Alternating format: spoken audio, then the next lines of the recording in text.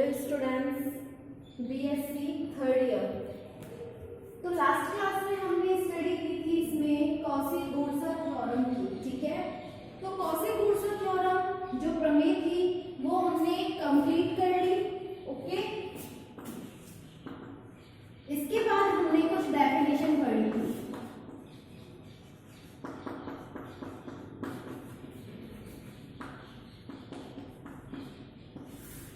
Definition study की थी हमने।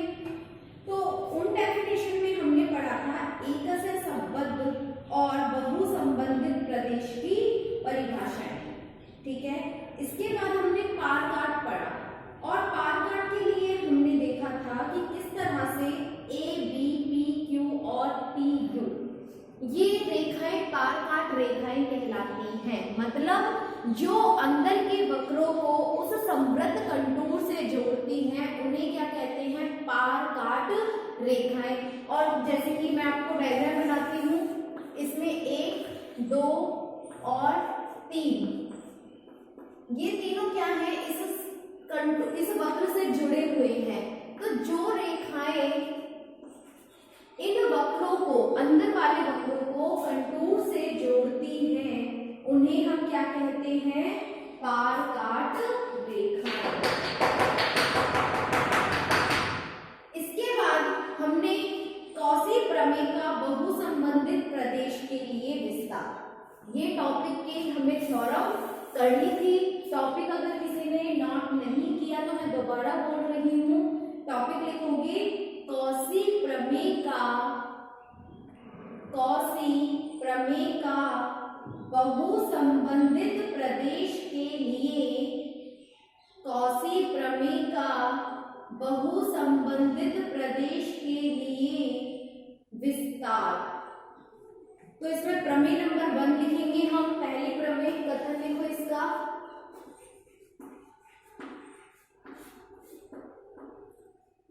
माना कि समवृत्त वक्र, माना कि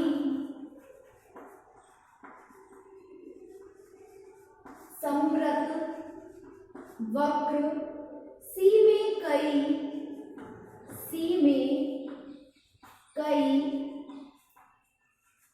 समवृत्त वक्र C1, C2, C1, C2 and so on स्थित है।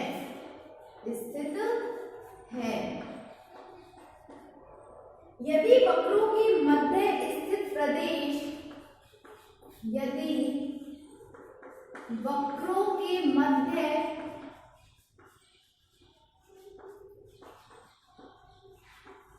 स्थित प्रदेश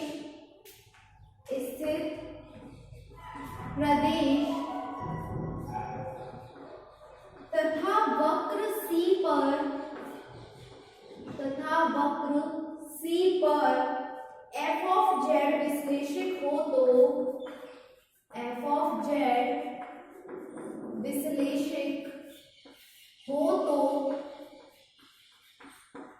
f ऑफ z विश्लेषित हो तो C f of z dz equal to C1 f of z dz plus C2 f of z dz and so on. तो यहाँ जहां पहले कंप्लीट लिखो इसे, जहां प्रत्येक समाकल वक्रों के, जहां प्रत्येक समाकल वक्रों के अनुदिश वामावर्त दिशा में है, अनुदिश वामावर्त दिशा में है,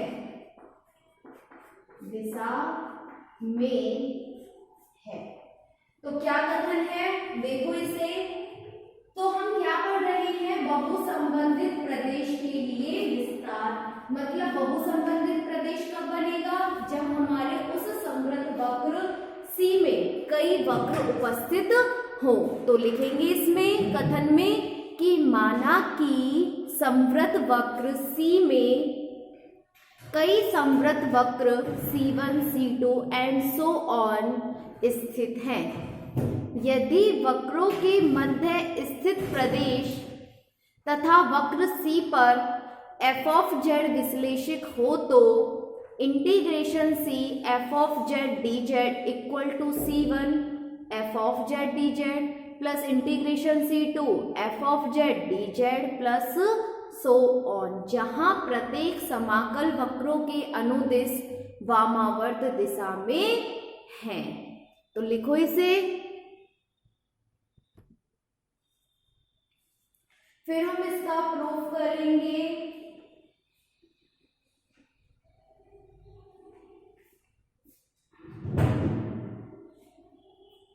देखो, अगर किसी समवृत्त वक्र जो टोटल वक्र C है ना, उसमें जितने भी वक्र होंगे उन सभी को अगर हम जोड़ दें तो वो टोटल मिल जाएगा, है ना। जैसे हमने कौशिक ऊर्जा में किया था कि पूर्ण वर्ग को और आंशिक वर्ग को हमने जोड़ दिया तो हमें क्या मिल गया, टोटल जो हमारा समवृत्त कंटूर था वो हमें क्या हुआ, यहाँ पर मिल गया।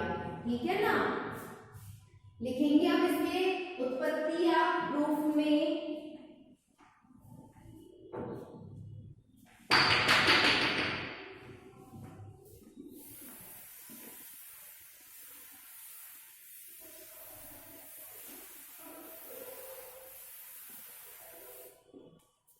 लिखो उत्पत्ति। प्रमेय को सिद्ध करने के लिए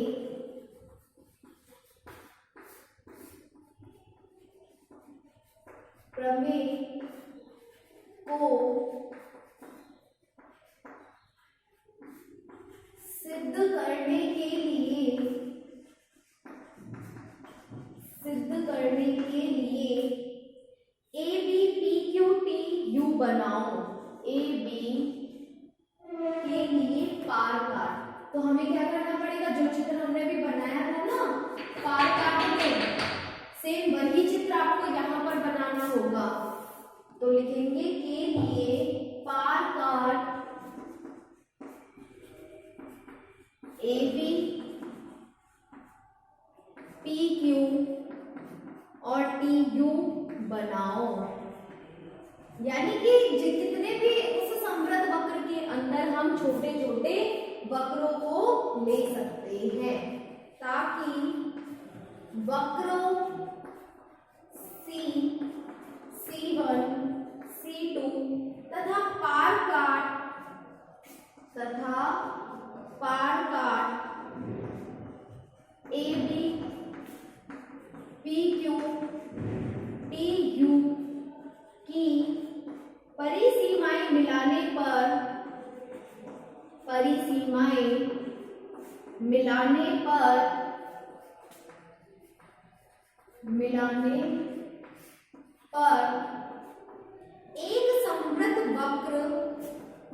एक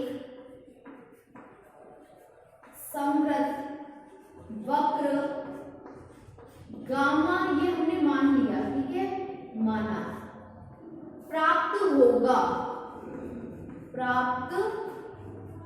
होगा जिसके अंदर तथा ऊपर f ऑफ z, जिसके अंदर तथा ऊपर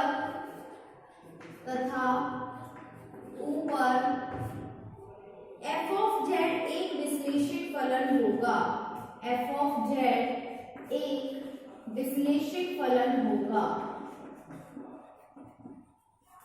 विश्लेषिक फलन होगा। अब मान लो आपके पास ये वाली प्रमेय आ गई, ठीक है। तो आपने लिखा प्रमेय को सिद्ध करने के लिए पार काट A B P Q T U बनाओ। अब आपके इस थ्योरम में डायग्राम नहीं दिया हुआ और आपने सिर्फ इतना लिख दिया, इसका मतलब क्या होगा कि आपने जो लिखा है वो इनकम्प्लीट है। जो एग्जामिनर होगा, जो आपकी कॉपी चेक करेगा, उसे समझ नहीं आएगा कि ये पार काट A B P Q T U को नाम दे किस तरह से रहा है। तो हमें क्या करना पड़ेगा, इस प्रमेय में भी हमें डायग्राम बनाना होगा। तो डायग्राम बनाएंगे हम पहले।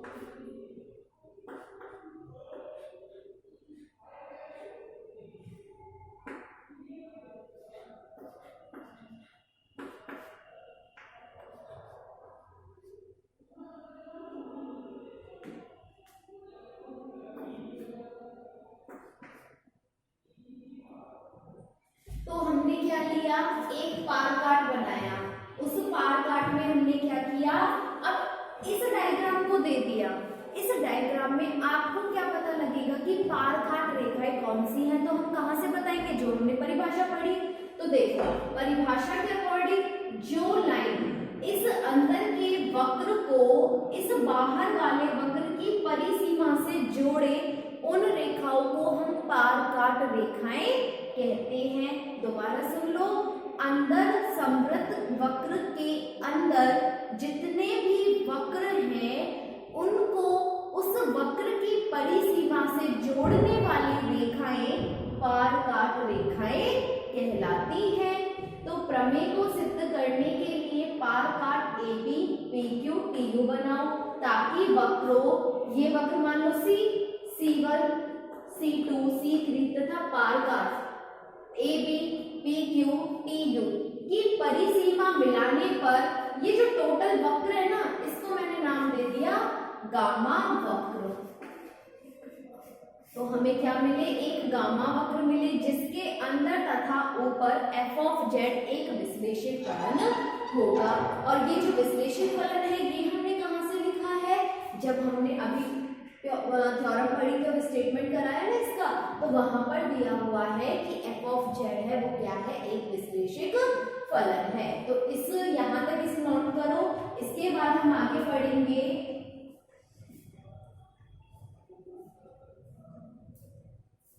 तो देखो आपको जरूरी नहीं है कि बुक की तरह लिखो, क्यों, क्योंकि बुक में तो डायग्राम नहीं है, हमने बना दिया। हमारे मार्क्स कटते किस कारण है, क्योंकि हम बुक का सहारा लेके चलते हैं। बुक का नहीं, खुद का दिमाग का सहारा लो, तब आप जाके सक्सेस होंगे। ओके, तो बनाओ इसे जल्दी से।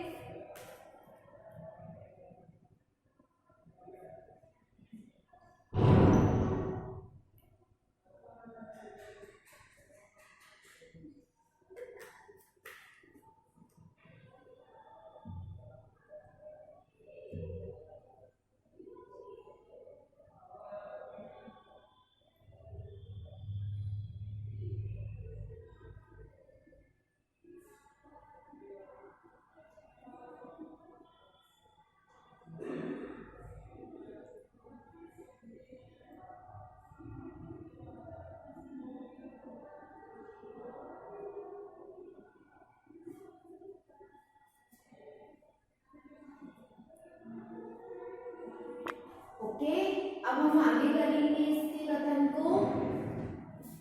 नोट कर लिया ना सबने यहां तक?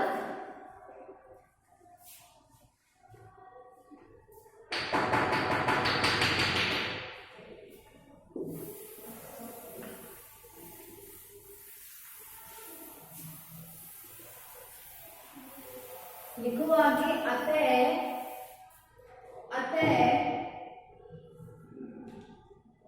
कौशी प्रमेय से, अतः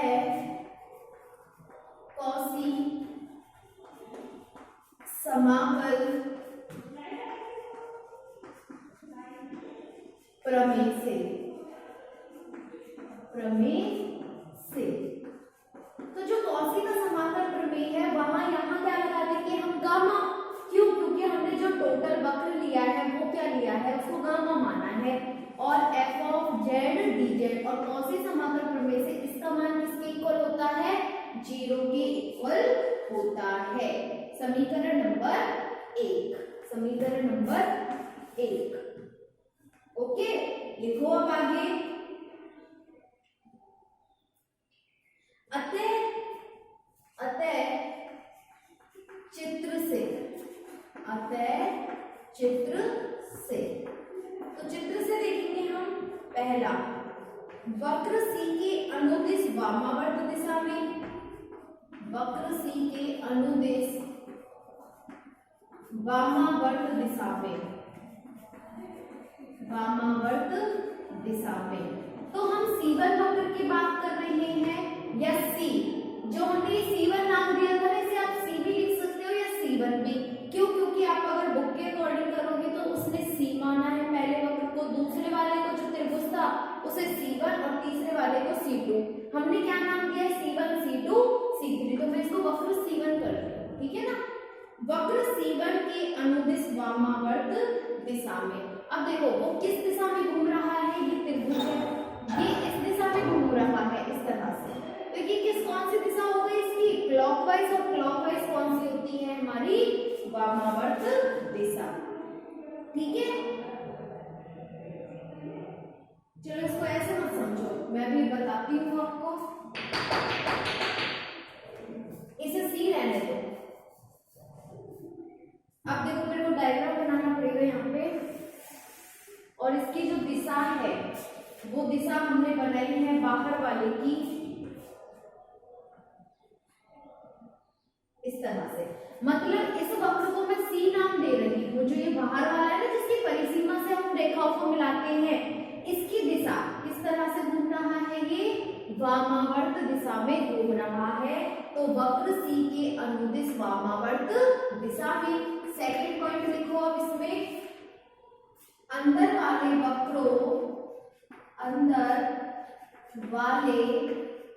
वक्रों C1 C2 के अनुदिश अब हम देखेंगे कि अंदर वाले वक्र किस दिशा में घूम रहे हैं। देखो ये यहां से एक रेखा गई, ये इस तरह से ये घूम रहा है इस तरह।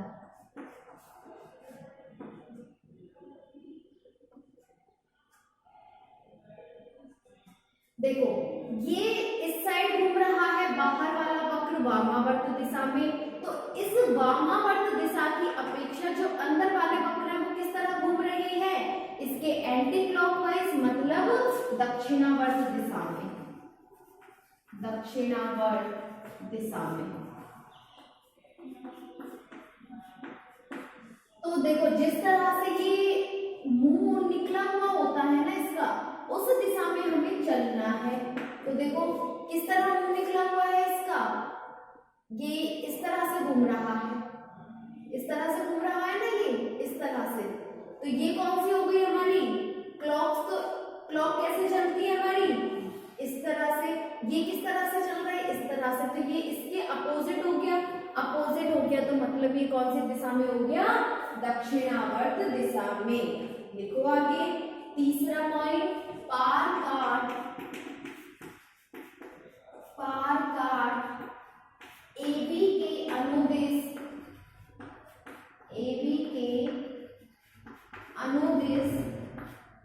पार काट AB के अनुदिश एक बार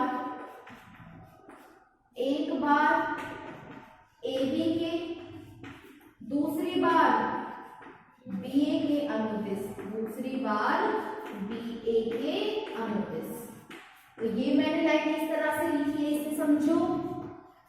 जब उसने परिसीमा से वक्र के अंदर प्रवेश किया, तो ये बिंदु A था और ये बिंदु B था, तो वो कहां से चला, A बिंदु से B बिंदु तक। उसके बाद वो घूमा और घूमकर वो वापस कहां आया, B बिंदु से A बिंदु पर। तो पहले उसने AB के अनुदिश गति करी, फिर उसने BA के अनुदिश गति करी। एक बार AB के अनुदिश और दूसरी बार BA के अनुदिश। ठीक है, जब उसने प्रवेश किया तो उसने A पॉइंट से किया, लेकिन जब वो बाहर निकला तो वो पहले B पर आया, उसके बाद वो A से बाहर निकलेगा। ठीक है, और इसी प्रकार जितने भी हमारे पार काट हैं उनकी गति होगी। तो इन तीनों पॉइंट्स को नोट करो। अगर बाहर वाला दक्षिणावर्त दिशा में घूमेगा तो अंदर वाले कहाँ घूमेंगे, वामावर्त दिशा में। मतलब अंदर वाला वक्र और बाहर वाले वक्र क्या होंगे, एक दूसरे के अपोजिट होंगे। और क्यों होंगे, ताकि उन पर कोई भी इफेक्ट ना आए, उनका जो टोटल है वो क्या हो जाए, जीरो। तभी तो हमारी कौशी की समाकल प्रमेय क्या होती है, सत्य होती है। तो लिखो इसको, नोट करो। कौशी समाकल प्रमेय से gamma f of z dz equal to 0, अतः चित्र से पहला पॉइंट वक्र C के अनुदिश वामावर्त दिशा में। सेकंड पॉइंट, ऊपर अंदर वाले जो वक्र हैं C1 C2 C3, ये उस C के क्या होंगे, दक्षिणावर्त दिशा में। और तीसरा, जब हम पार काट के अंदर प्रवेश कर रहे हैं ए से बी तक, तो मतलब पहले तो उसने प्रवेश किया ए बिंदु से लेकर बी तक, फिर उसने दोबारा प्रवेश किया बी से लेकर ए तक। ओके, तो ये हो गए आपके तीनों पॉइंट्स। अब इन तीनों पॉइंट्स के अकॉर्डिंग हम हमारे वृत्तों को, जो वक्र हैं उनको लिखेंगे। वामावर्त दिशा में है तो वो पॉजिटिव, उसके अंदर वाले वक्र दक्षिणावर्त है तो वो दोनों नेगेटिव हो जाएंगे। एक बार ए बी पॉजिटिव और एक बार ए बी ए नेगेटिव। तो करेंगे तब समझ आएगा। और लिखो यहां तक पहले,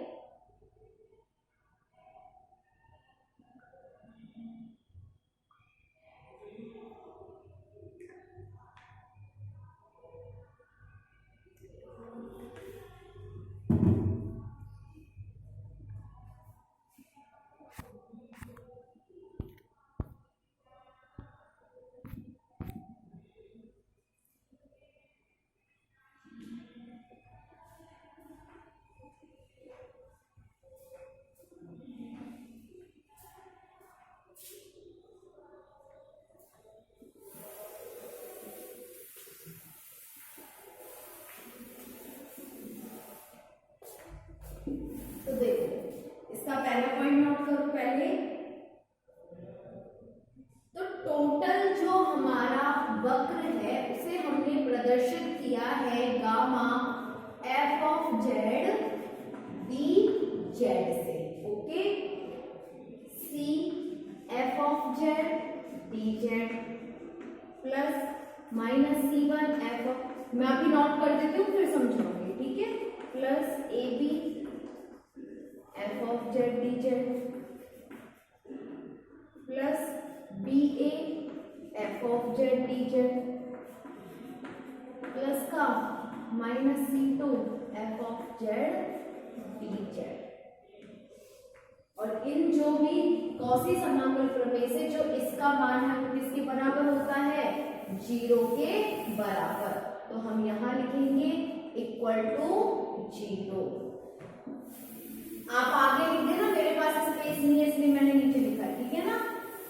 तो यहां से क्या है देखो, जो हमारा सी वक्र है वो क्लॉकवाइज कंडीशन में है, मतलब घड़ी की सुई की तरह घूम रहा है, तो वो क्या हो गई पॉजिटिव डायरेक्शन।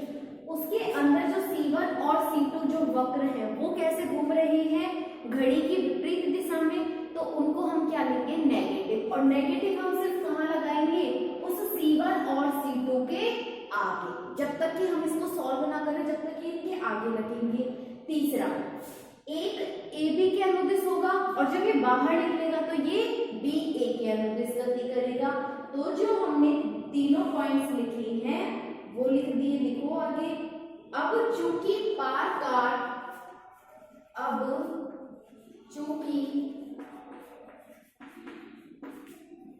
पार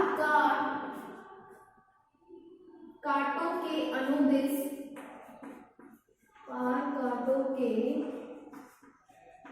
अनुदिश समाकल एक दूसरे के विपरीत दिशाओं में है, समाकल एक दूसरे के विपरीत दिशाओं में है, विपरीत दिशाओं में है,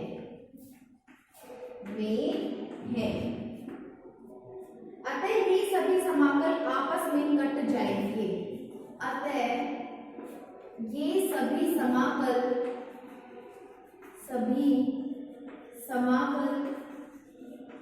आपस में कट जाएंगे, आपस में कट जाएंगे। तो मतलब देखो इस लाइन का कहने का मतलब क्या है कि जो पार काट रेखा है पहले तो वो ए बी के अनुदिश गई और फिर वो बी ए के अनुदिश गई, मतलब जितना बल हमने उसको अंदर धकेलने में लगाया उतना ही बल हमने उसको बाहर निकालने में लगाया, तो दोनों एक दूसरे से क्या होंगे, कट जाएंगे। तो मतलब gamma F of Z D Z equal to c F of Z D Z plus minus का C1 F of Z D Z plus minus का C2 F of Z D Z equal to मतलब जो इसका मान है, इसका मान किसके बराबर है, 0 के बराबर। तो ये तीनों इक्वेशन को हम क्या कर सकते हैं, 0 के बराबर लिख सकते हैं।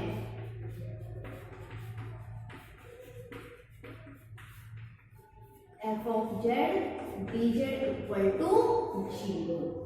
तो लिखो यहां तक, फिर हम इसको आगे सॉल्व करेंगे। तो जो वक्रों के ऊपर माइनस के चिन्ह लगे हुए हैं, वो माइनस के चिन्ह कहाँ आ जाएंगे, इंटीग्रेशन के आगे लगा दो और वक्र किस में चेंज हो जाएंगे, पॉजिटिव साइन में। तो लिखो यहां तक पहले से। देखो अगर हमें एक चीज इस यूनिट की, इस चैप्टर की समझ आ जाए ना, तो बाकी चीज उसी के बेस पर है। जैसे हमने कॉसी-मूर्सा थ्योरम में देखा, तो कॉसी-मूर्सा थ्योरम में कुछ नहीं था, एलसीएम लेना था बस नॉर्मली।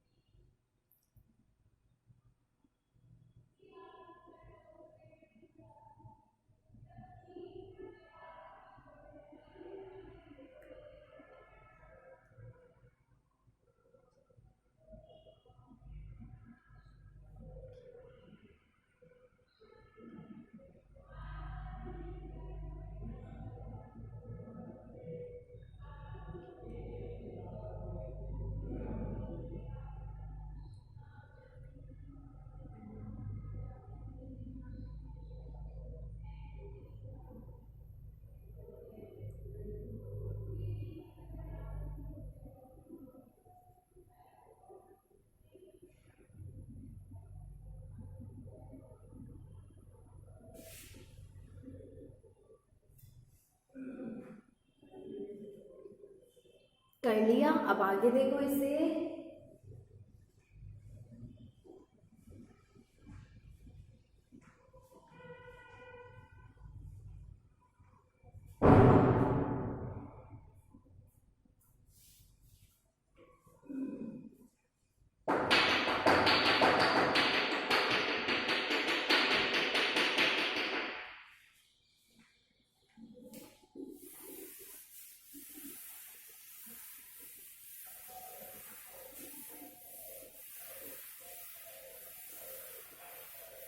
ये समीकरण किसमें चेंज हो जाएगी, C F of Z D Z minus का C1 F of Z D Z minus का C2 F of Z D Z equal to 0।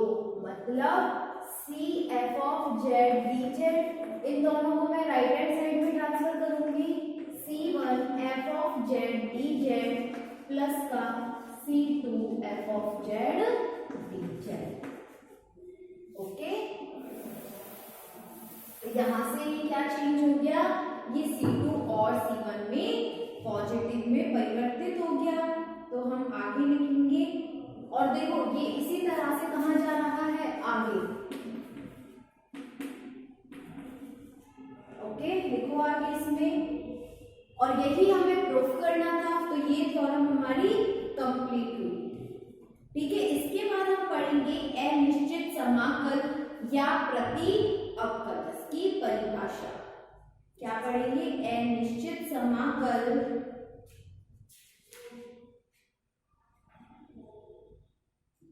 या प्रति अवकलज की परिभाषा। नोट करो ये 2 लाइनें, फिर हम परिभाषा नोट करेंगे।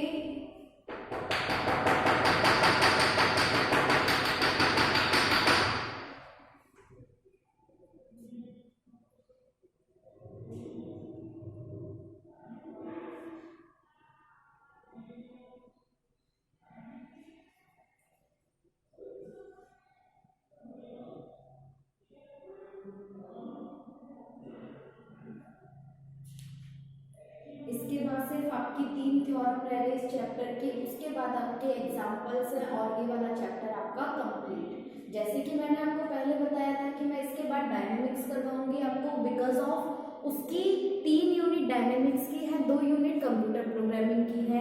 तो कंप्यूटर प्रोग्रामिंग के लिए आपके सर आएंगे जो आपको पढ़ाएंगे, ठीक है।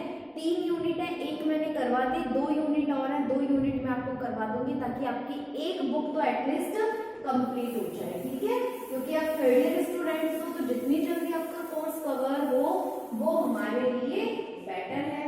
लिखो अब इसमें अनिश्चित समाकल, निश्चित समाकल या प्रति अवकलज, या प्रति अवकलज।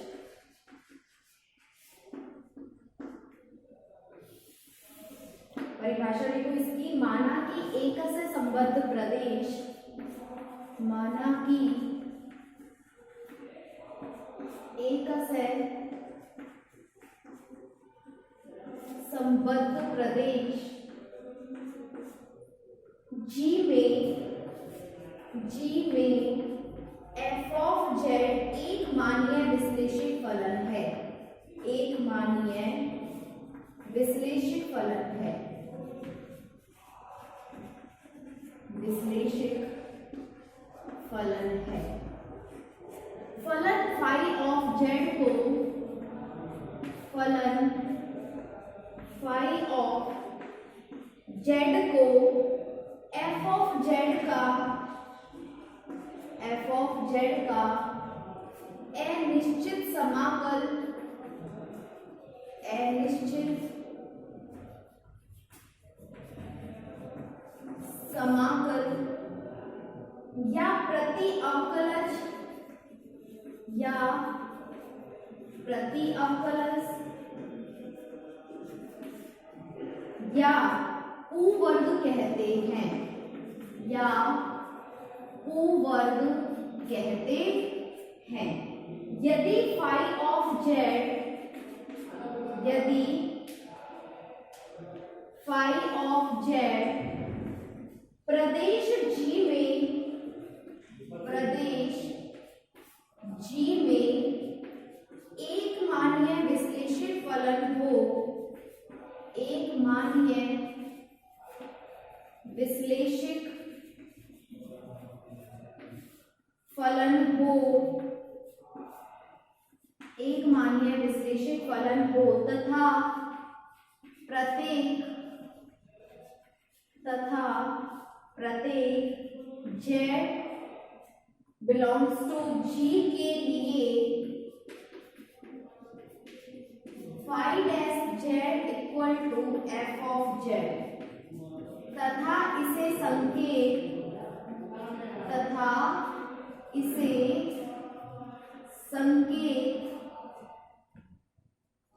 फाई ऑफ z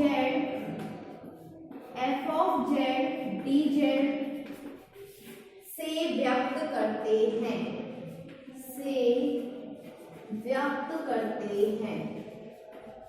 तो ये क्या हो गया, अनिश्चित समाकल या प्रति अवकलज। मतलब जब हम अनिश्चित समाकलन करेंगे तो जो ये समाकल है ना, इसकी सीमा हमें नहीं दी हुई होगी, ठीक है। नोट करो इस डेफिनेशन को। तो कल हम इसके बेस पे एग्जाम्पल करेंगे। ये जो कि आपको बोलना है, हाँ राजा सर कहते हैं बोलना है, हाँ तो वो कह रहे आपके पास लिस्ट है और आपके पास लिस्ट है, मुझे नहीं पता, वो कह रहे आपके पास है, आप खुद बोल देना, मुझे ना होना चाहिए